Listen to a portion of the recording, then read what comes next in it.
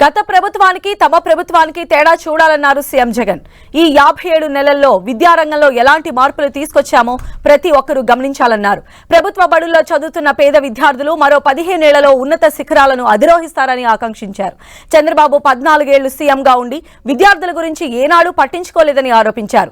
తమ ప్రభుత్వం చేసిన దాంట్లో చంద్రబాబు 1% మంచైనా చేశారా అని ప్రశ్నించారు.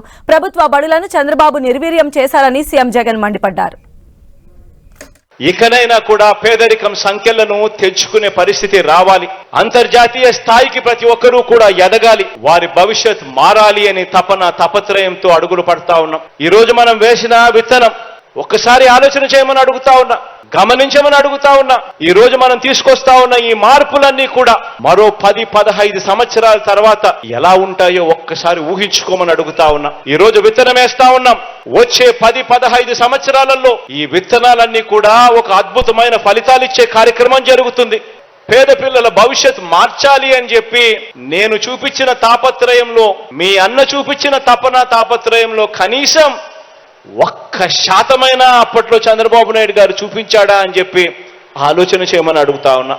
ఈ రోజు గవర్నమెంట్ బడిని అదే చంద్రబాబు నాయుడు గారు చేసిందేమిటి, ఆయన చేసిన మంచేమిటి అని అంటే మాత్రం ఏ ఒక్కరికి కూడా ఏది గుర్తుకు రాదు. పేద పిల్లల చదువుల గురించి గాని, వారి భవిష్యత్ మార్చాలని గాని, వారి కోసం ఆయన చేసిన మంచేమిటి అని అంటే ఒక్కటి కూడా చంద్రబాబు నాయుడు గారి పేరు చెప్తే గుర్తుకు రాదు. కానీ ఈ రోజు యుద్ధం జరుగుతా ఉన్నది, వాళ్ళు చేస్తా ఉన్న యుద్ధం కేవలం జగన్తో కాదు. ప్రతి ఒక్కరూ ఆలోచన చేయండి. జగన్ అనే ఒక్కడు గన పక్కకు తప్పుకుంటే జరిగే నష్టమేమిటి అని చెప్పి ప్రతి ఇంట్లో, ప్రతి తల్లి, ప్రతి తండ్రి, ప్రతి పాప, ప్రతి పిల్లాడు కూడా ఆలోచన చేయమని అడుగుతా ఉన్నా.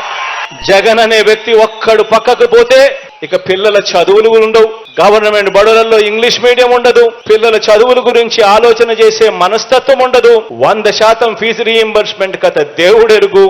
వాళ్ళు చెప్పే అబద్ధాలు నమ్మకండి, వాళ్ళు చెప్పే మోసాలను నమ్మకండి. రాబోయే రోజుల్లో ఇంకా అబద్ధాలు ఎక్కువ చెప్తారు, రాబోయే రోజుల్లో ఇంకా మోసాలు ఎక్కువ చెప్తారు.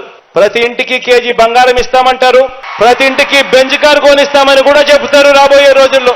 కానీ ఆలోచన చేయమని అడుగుతా ఉన్నా.